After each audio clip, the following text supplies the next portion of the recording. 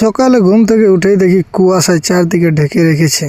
শালা এইটা একটা সমস্যা হয় ঠান্ডাকালের সময়।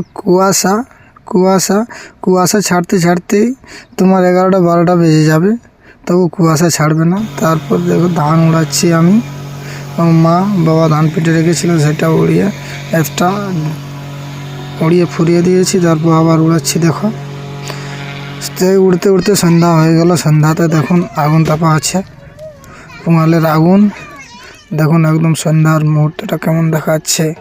তারপর চলে আসছি ভোজবাড়িতে এসে দেখি এক ভাইয়ের সাথে দেখা, এক কাকু, সে চলে এসছে ভিডিওর মধ্যে। এরপর ভোজবাড়ির দেখো কিছু এরপর চলে এলাম চপ্পল দোকান। চপ্পল নিল আমার এক বন্ধু, দেখুন এই চপ্পলটা নিয়ে নিয়েছে ফাইনালি। তারপর চলে এসেছি আমরা বাড়িতে এসে তারপর আবার দেখা হবে। আজকের মতো এতটাই, পরে